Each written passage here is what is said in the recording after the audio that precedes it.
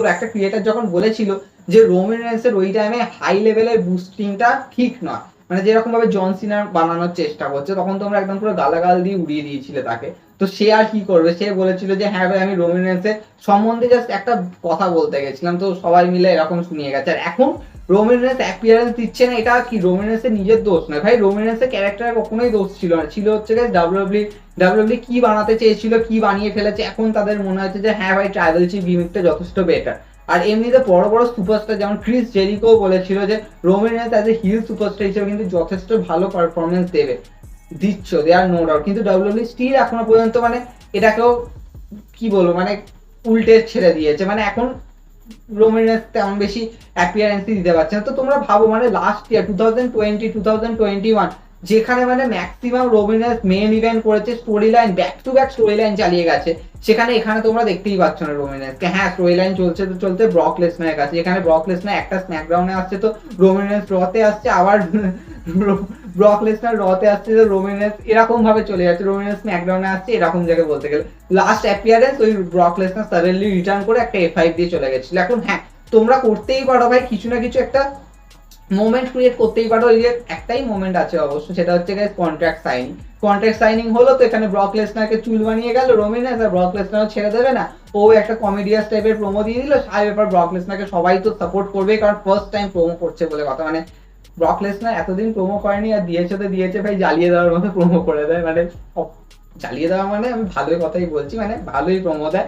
তো দে আর note but still আমার মনে হয় যে ভাই তোমরা কি করছো ভাই, রোমান রেন্স যেটা লিডিং পার্ট তার স্টোরি লাইনকে তোমরা সেরা করছো। ইভেন আমার মনে হয় যে হ্যাঁ ভাই জন সিনা অনলি সুপারস্টার বলে যাকে এত বেশি হাই পুশ দিয়েছে, ইভেন তার স্টোরি লাইনও যথেষ্ট বেশি পারফেক্ট করেছে। আর সেকেন্ড যদি কোনো সুপারস্টার যাকে হাই পুশ দিয়ে স্টোরি লাইন করার চেষ্টা করে যাচ্ছে, সেটা আমার মনে হয় যে আমি যার নাম বলবো সে হবে।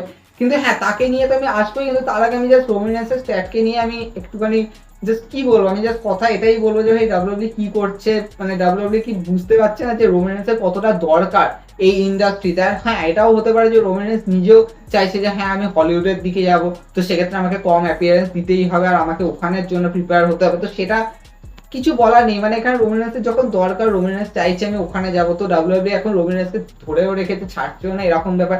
দুটো বেল্ট তুলে ছেড়ে দিয়েছে শুধুমাত্র তার স্ট্যাটকে হাই করার জন্য, যাতে সে রকের সাথে ফাইট করবে বলে কথা রাসেলমেনিয়া, তো কিছু বলার নেই। কিন্তু হ্যাঁ এবার আমি যে সুপারস্টারের কথা বলবো যাকে মানে ডাব্লিউডাব্লিউ এত বেশি পুশ দিয়ে, স্বাভাবিক ব্যাপার ভিন্স পিপেনের চোখে সে নেক্সট লেভেল জন সিনা বলে কথা, কিন্তু হ্যাঁ ডাব্লিউডাব্লিউ পুশ যথেষ্ট বেশি হাই দিয়েছে, যার চক্করে ফ্যান্সটা খেপে গেছে। ফ্যান্সটা স্বাভাবিক ব্যাপার মানি ইন দ্য ব্যাংকের শকিং, যেখানে সবাই ভেবেছিল যে সেথ রলিন্স জিততে চলেছে, সেখানে শকিং জিতে যায় হচ্ছে Austin Theory. Normally Austin Theory এর আগের বুকিং চলো অনেকে মেনে নিয়েছে যে হ্যাঁ ভাই ইউনাইটেড স্টেট চ্যাম্পিয়ন হয়েছে ফিন ব্যালারকে হারিয়ে, তারপরে ঠিক আছে ভাই ঠিকঠাকই এগোচ্ছে, কিন্তু suddenly money in the bank জেতা, তারপরে অস্টিন থিওরি একটা আলাদাই লেভেলের পারফরমেন্স। ভাই অস্টিন থিওরি এখন মানে বলছে যে ভাই হ্যাঁ আমি সামার স্ল্যামে ক্যাশ ইন করেই ছাড়বো, সব দুজন যখন একদম ধ্বংস হয়ে যাবে, মানে একদম উঠতে পারবে না, ওই টাইমে ক্যাশ ইন করে আমি লাস্ট ওয়ান থাকবো যে লাস্ট ম্যান স্ট্যান্ড করবে, আর সেখানে আমি হয়ে যাব youngest undisputed champion, WWE champion. তো দে আর নো ডাউট। কিন্তু হ্যাঁ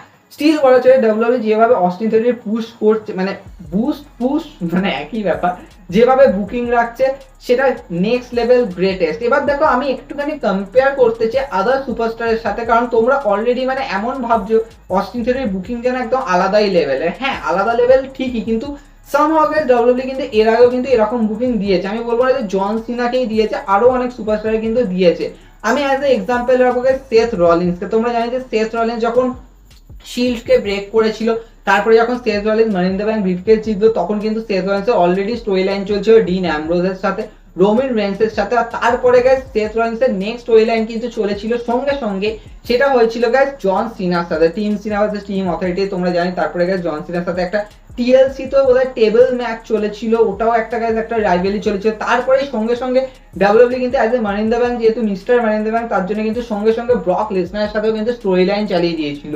মানে ভাবতে পারছো সেথ রলিন্স কিন্তু ওই টাইমে কিন্তু যথেষ্ট ফিগার ছিল ওই টাইমে, কারণ ওই টাইমে বোধহয় রোমান রেন্স অত বেশি বুস্ট পায়নি, ডিন অ্যামব্রোস ঠিক আছে ভাই ফিউডের সাথে কন্টিনিউ হচ্ছিল, কিন্তু সেথ রলিন্স হাই লেভেলের বুস্টে ছিল ওই টাইমে। আর স্বাভাবিক ব্যাপার Seth Rollins back to back কিন্তু স্টোরি লাইনে কিন্তু ইনভলভ হতে থাকছিল, even Brock Lesnar and then guys Randy Orton যখন রিটার্ন করে, তখন রেন্ডি অর্টনের সাথে স্বাভাবিক ব্যাপার আমরা জানি যে রাসেলমেনিয়া ম্যাচ হয়েছিল। তারপরে গাইস স্টিল ডাব্লিউডাব্লিউ চ্যাম্পিয়ন হওয়া পরপর আবার স্টোরি লাইনে এঙ্গেজ হওয়া তো একটা আলাদাই লেভেলের ছিল। কিন্তু স্টিল আমার মনে হচ্ছে গাইস ডাব্লিউডাব্লিউ অস্টিন থিওরিকেও কিন্তু এইভাবেই কিন্তু বুকিং করছে। তোমরা এখন দেখো guys Austin Theory money the bank জিতেছে, স্টিল যেহেতু সে ইউনাইটেড স্টেট চ্যাম্পিয়ন ছিল তাই জন্য ববি ল্যাশলির সাথে স্টোরি লাইন চালাচ্ছে, ইভেন গাইস স্ম্যাকডাউন রতে অ্যাপিয়ারেন্স দিচ্ছে, দিয়ে রোমিনাসের সামনে এসেও ভর্তিবাজি খেলে চলে যাচ্ছে, ব্রক লেসনারের সামনে এসেও ভর্তিবাজি খেলে চলে যাচ্ছে।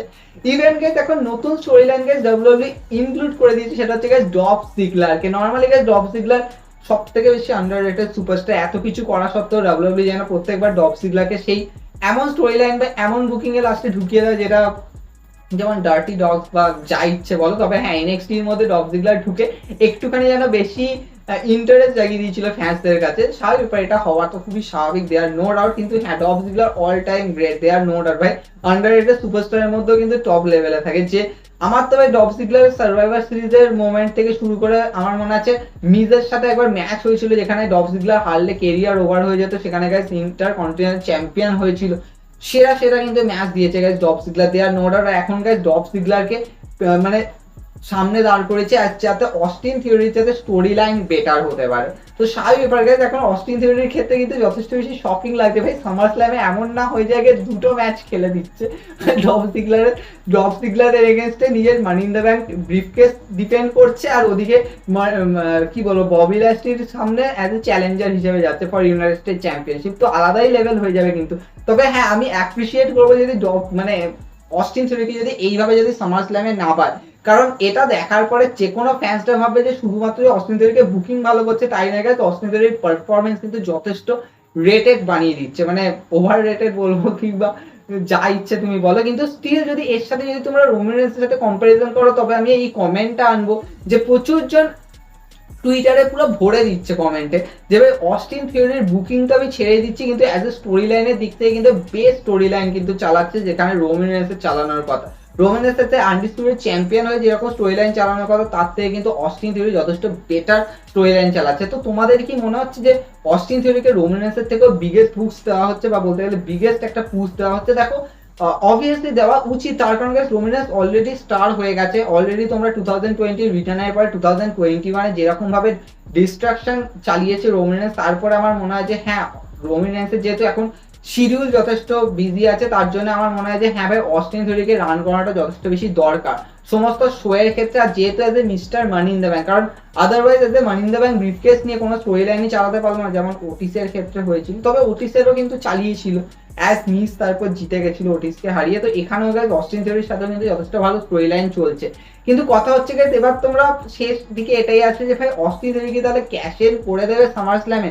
তো দেখো ডাব্লিউডাব্লিউ কিন্তু যেরকম ভাবে সেথ রলিন্সের গ্রেটেস্ট ক্যাশ ইন বানিয়েছে, আমার তো মনে হচ্ছে অস্টিন থিওরিকে এখানে সেম টু সেম থিঙ্ক করবে। আর আমার মনে হয় ভাই অস্টিন থিওরি সব থেকে বেস্ট ক্যাশ ইন এটাই হবে যদি ব্রক লেসনার রোমান রেন্সের ম্যাচের মধ্যে ক্যাশ ইন করে।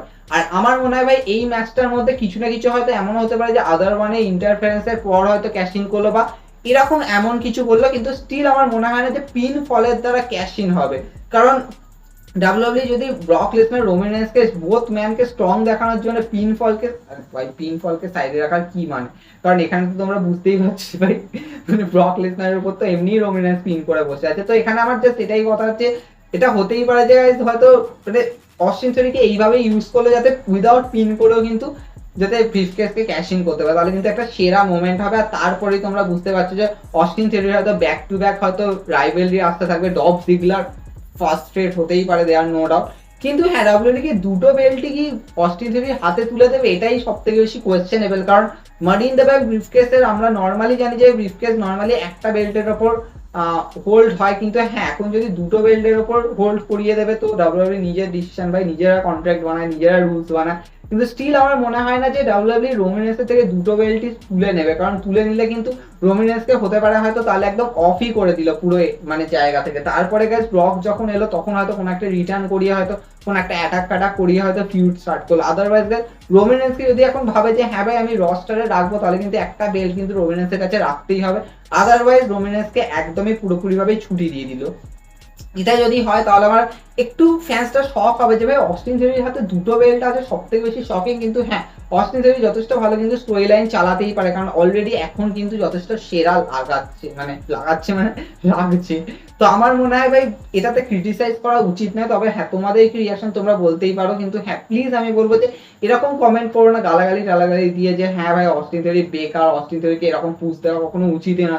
কারণ মানুষটা চেষ্টা করছে, যদি তাই হতো, যদি অস্টিন থিওরি বেকার হতো তাহলে তোমরা এটাও বলতে যে সেথ রলিন্স হতো তাহলে ওই টাইমে বেকার ছিল, কিন্তু সেথ রলিন্স এখন দেখো কিরকম পারফরমেন্স দিচ্ছে। তাই জন্য প্রত্যেকটা সুপারস্টারে কিন্তু রাইজ করার চান্স আছে, যেমন আমারও কিন্তু দরকার ধীরে ধীরে ডেভেলপ করা, ধীরে ধীরে গ্রো করা। বাট এনিওয়ে তোমাদের একটু রিয়াকশন তোমরা জানাতে পারো। আর হ্যাঁ অনেক অনেক কিছু তো আসবেই চ্যানেলে, দেখা হবে নেক্সট শোতে।